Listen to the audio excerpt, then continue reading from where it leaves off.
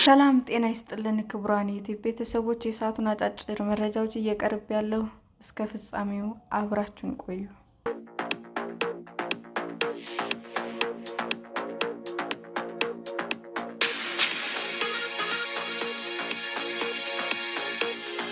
የታመመች ዶሮውን ሆስፒታል ወስዶ መነጋገሪያ የሆነው ታዳጊ ስጦታ ተበረከተለት። የ12 ዓመቱ ታዳጊ ማርቆስ አባዬ እና የሚወዳት ዶሮው ከሰሞኑ የማህበራዊ ሚዲያ መነጋገሪያ ሆነዋል። ማርቆስ ያደገው ገጠር ነው። አሳዳጊው አጎቱ አቶ ቀለመወርቅ አሞኘ ገጠር ትምህርት ቤት ዝግ በመሆኑ ምዕራብ ጎጃም ዞን ወደምትገኘው ደንበጫ ከተማ ወሰዱት። ወደ ከተማ ሲሄድ ቤተሰቦቹ የሰጡትን ዶሮ ይዞ ነበር። ይህችን ዶሮ ታዲያ በድንገት ታመመችበት። ሊያድናት ያደረገው ጥረት አልሳካ ሲለው በስተ መጨረሻ ሆስፒታል ይዟት ሄደ። ስታንኳርፍ አደራ ሐኪም ቤት ውሰዳት ስባል ሆስፒታል ወሰድኳት። የሰው ሆስፒታል ነው እዚህ የለም ተባልኩ ይላል ማርቆስ። ታዳጊው ታማሚ ዶሮውን አቅፎ ወደ ሆስፒታል ያመራው ከ2 ሳምንት በፊት ነበረ።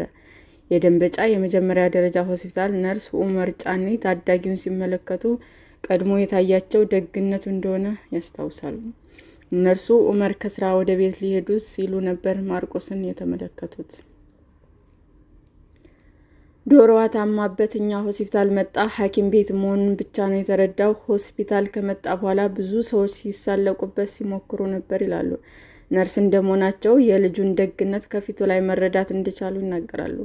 ደግነቱ ደስ ስላሰኛቸው አንዳንድ ጥያቄዎች ስለ ዶሮዋ እየጠየቁት ቪዲዮ ቀረጹና ቲክቶክ ላይ አጋሩት። ሰውም ደግነቱን ሲያይ በጣም ተወዳጅ ሆነ። ዶሮዋን በፎጣ አቅፎ በስስት ይዞ ሲመለከቱት ስለ ዶሮዋ መጨነቁን በማስተዋል በትህትና ትኩረት ሰጥተው ለማረጋጋት እንደሞከሩም ይናገራሉ። በመታመሟ በጣም አዝኗል። ፊቱ ላይ ጭንቀት አለ። በዚያ ስሜት ውስጥ ሆኖ ነው ያናገረኝ። በማህበራዊ ሚዲያ በተለቀቀው ቪዲዮ ላይ ነርሱ ስለ ዶሮዋ ህመም ማርቆስን ሲጠይቁት እያንኳረፈች ነው፣ ሂድና እዚያ አሳክማት ብለው ነው። ዛሬ ገና ነው ያንኳረፈችው፣ ያደረችው እንቅልፍም አትተኛም ሲል ይመልሳል። ነርሱ ሆስፒታሉ ለሰዎች ሕክምና የሚሰጥ መሆኑን አስረድተው ወደ እንስሳ ሐኪም ቤት መሄድ እንዳለበት ነገሩት።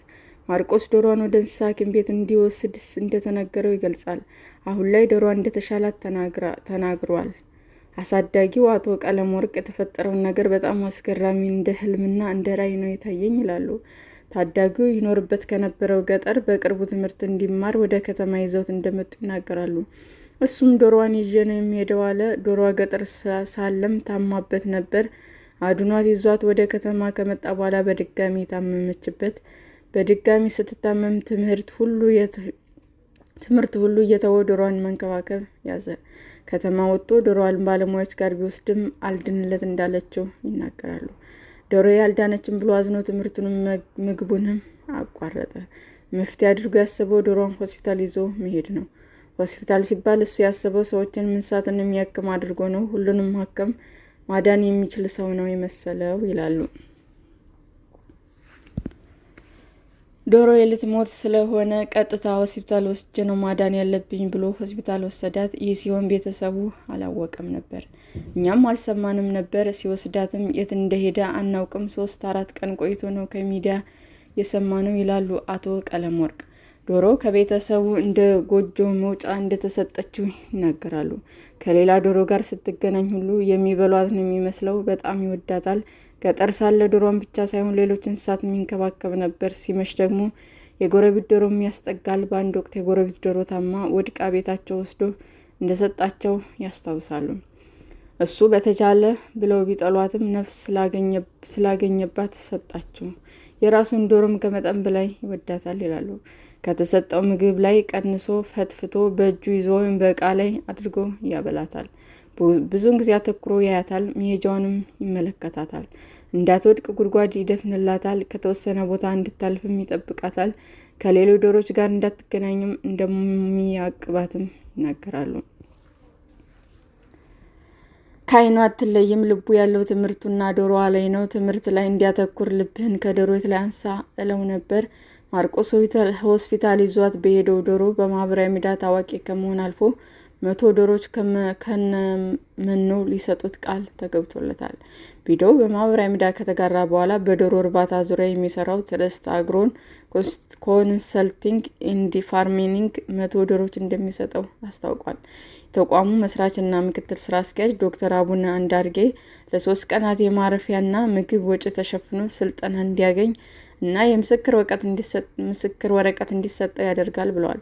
የዶሮዎችን አመጋገብና ባህሪ ጨምሮ ስለ እንስሳቱ የተሻለ ግንዛቤ እንዲኖረው ማድረግ እንደሚፈልጉም ተናግረዋል። ዶክተር አቡነ ዶሮዎች ከሰው ልጆች ጋር ተስማምተው ለመኖር የተፈጠሩ ናቸው ሲሉም ገልጸዋቸዋል።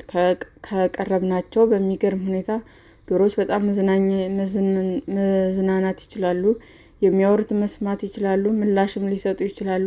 ቀርበው በተንከባከቧቸው ቁጥር እንቁላላቸው ምርታቸውን ይሰጣሉ። እንደ ሰው ልጅ ንክኪ የሚፈልጉ ከሰው ልጆች ጋር ተስማምተው ለመኖር የተፈጠሩ ናቸው ይላሉ። ሰላም ጤና ይስጥልን ውድ የዩቲዩብ ቤተሰቦቼ እንዴት ናችሁ? አዲስ ጀማሪ ነኝና ሰብስክራይብ ያደረጋችሁ አበረታቱኝ። አመሰግናለሁ። የዩቲዩብ አድማጮቻችን ለሰዓቱ ያቀረብኩላችሁ አጫጭር መረጃዎች ይህንን ይመስል ነበር። በሌላ መረጃ እስክንገናኝ ሼር፣ ላይክ፣ ሰብስክራይብ እንዲሁም ቢቀርብልን የምትሉት መረጃ ካለ ኮሜንት እያደረጋችሁ ቸር ቆዩን።